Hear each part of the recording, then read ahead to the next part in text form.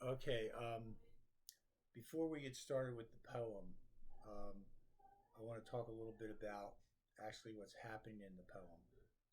Okay, and as you know, the poem is called The Tuft of Flowers by Robert Frost.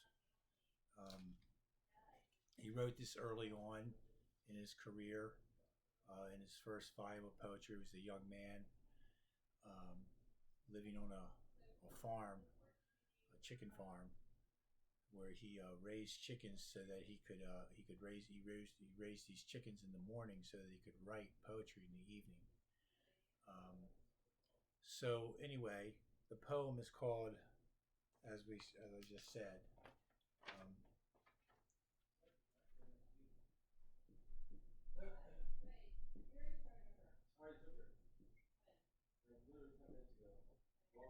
"The Tuft of Flowers."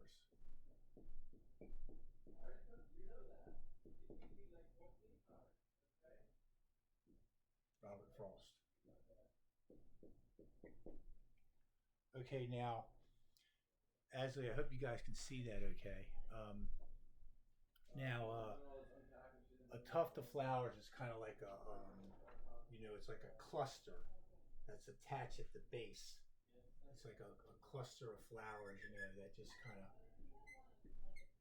cluster of flowers. It just is like in a field, you know. It's like a cluster that all comes down, it's like it's kind of isolated. And what's happening in the poem is that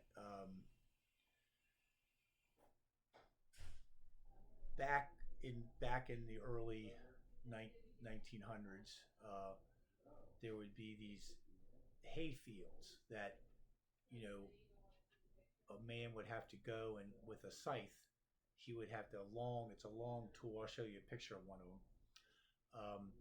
With a long sickle, like scythe, like tool, uh, they would go out before the sun rises, and they would mow this stuff down by hand.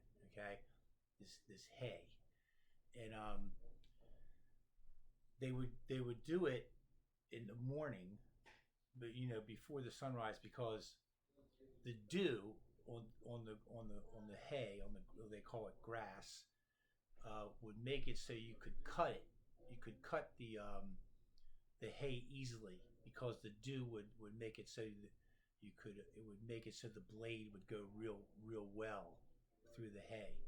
So before the sunrise, uh, the man goes out and he goes to the hay field and he starts cutting it with the scythe, and laying it on the ground. Now, after the hay is cut down, and like I said, this is before the sun rises. Um, then another man comes along later, um, right after that, and he has to turn it. And what that means is he has to take all this hay that's been cut down and laid on the ground. He has to flip it over and separate it out because he has to let the sun dry it out. So, it's a two-step process. You first have to mow it down with the scythe, and then you have to come and flip it over, turn it over with like a big, like, rake-like tool. Um, and by doing that, you separate it out, and the sun can dry it because you can't um, ball it up into a roll of hay until it's all dried out. So what's happening in the poem is there's one man that comes, like I said, before sunrise and mows it down. And then there's a second guy that comes, a second person that comes to turn it over. Um, and the poem is all about the relationship between these two men. So let's go ahead and read the poem, and we'll go from there. All right. The Tuft of Flowers by Robert Frost. I went to turn the grass once after one who mowed it in the dew before the sun. So the poem is being written by and spoken by the guy who comes later to turn it over after it's been mowed. So he says, I went to turn the grass once after one who mowed it in the dew before the sun. Okay, before the sun came up. The dew was gone that made his blade so keen before I came to view the leveled scene. So the dew was all gone. That the guy, like I said before, you have to have this dew. Um, the dew makes it so you can cut cut well. It makes a good cut. So, can you see that? Yeah. All right. So, the dew was gone that made his blade so keen before I came to view the leveled scene, because it's all leveled out now that's been mowed. Um, I looked for him behind an aisle of trees. I listened for his whetstone on the breeze. Well, see, the second guy is like looking for the first guy. He's like, well, where is he? I wanted to talk to him. And he says that he looked for him behind some trees and he wasn't there. I listened for his whetstone on the breeze. Well, see, the whetstone is this thing the mower takes with him to sharpen his scythe as he's cutting. A whetstone is like a way of it's a stone that they use to sharpen these blades as they're cutting. So he's listening for like, well, where is he? Is he around here somewhere? Is he sharpening his blade? Like, can I find him? Right? But he had gone his way, the grass all mowed, and I must be as he had been alone. So, wait, let me just read the next line. As all must be, I said within my heart, whether they work together or apart. Okay, so what seems to be happening here is kind of simple. Like you could, if you got these two guys that are going to do this job, obviously they've talked about it, right? Like the one guy's like, well, yeah, I'm going to go out and mow it tomorrow morning before the sun, and then you can come back by and turn it over.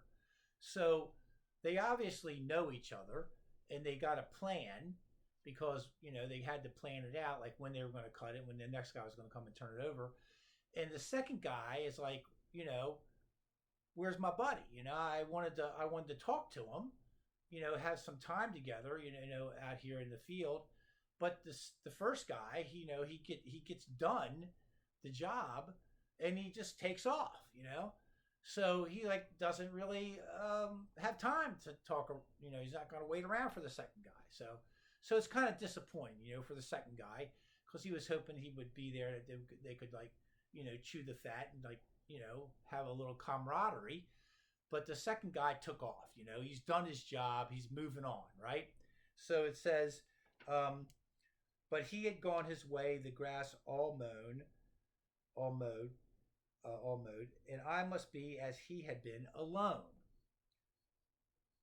As all must be, I said within my heart, whether they work together or apart. Okay, so what the second man is saying is, well, he was all alone out here, in the dark, cutting this stuff down.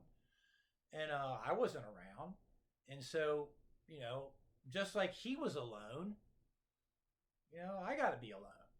Now, but now Frost is saying something more profound. Okay, he's saying that all of us are kind of always alone. See, that's what he's saying. All of us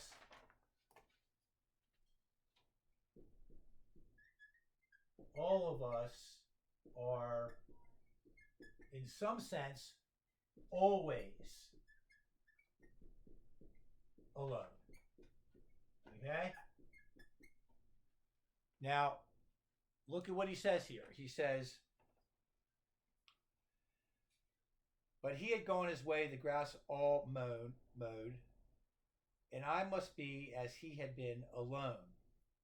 As all must be, I said within my heart, whether they work together or apart. So look what he's saying there. He's saying that even when we're with other people, okay, even when we're together, in some sense, we're alone. Because, we're we're just these individuals that kind of live within ourselves. It's like this the old saying, like, I never was so alone as was I when I was at the party. So he's making a kind of despairing kind of comment. He's disappointed, and there's some despair there, right? He's there's a despair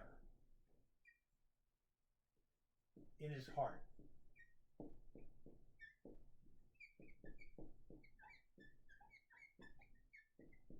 And the despair is so kind of like overwhelming in some sense that he says, you know what? Even when we're together, we're alone.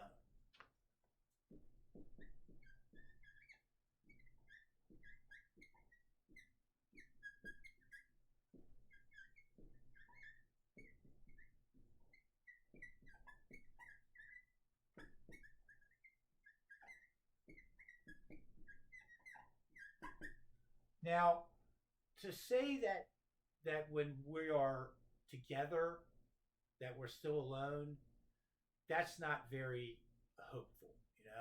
It's a kind of like bleak feeling. It's a feeling of there's a certain kind of hopelessness here. See, there's a despair. There's a kind of hopelessness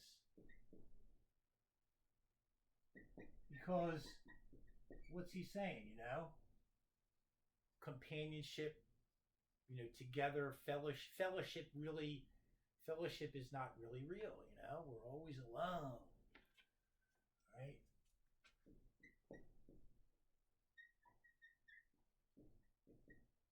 Fellowship, not really real.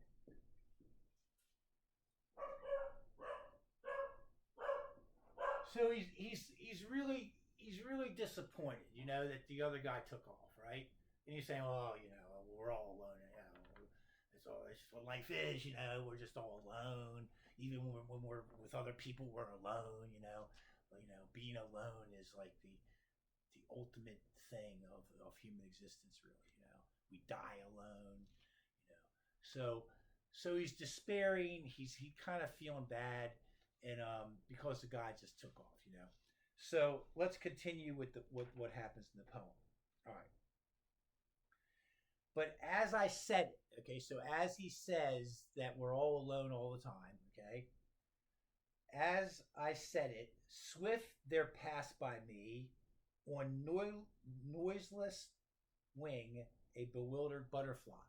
So, he's having this kind of disappointing, despairing feeling in his heart, this butterfly comes flying by, right? On noiseless wing. He's just fluttering by, right? Now, what is the butterfly doing? Seeking with memories grown dim overnight some resting flower of yesterday's delight. Okay, so the butterfly was the day before was at this field, and it wasn't mowed down. There was all the flowers were there, the tuft of flowers, and there was all kinds of stuff to feed on. It was like this beautiful place for the butterfly. So, but now the butterfly shows up the next day, and he's like, "There's nothing. It's all been destroyed, right?" So now the butterfly and the man are the same. They're both been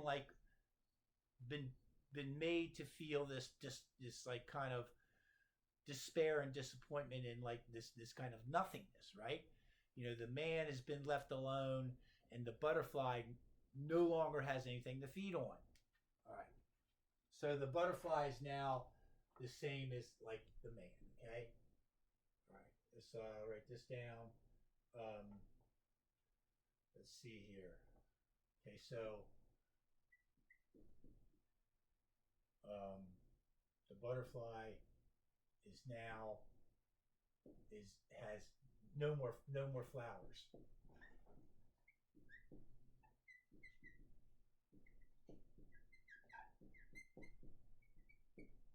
So now we have both a disappointed you know the disappointed man and forlorn, forsaken butterfly with no more food to eat. Okay? All right. But as I said it swift there passed by me one noiseless wing, a bewildered butterfly. Now, seeking with memories grown dim overnight, some resting flower of yesterday's delight. And once, okay, so why is the butterfly bewildered? Okay, let me just pause this for a second so I can erase the board.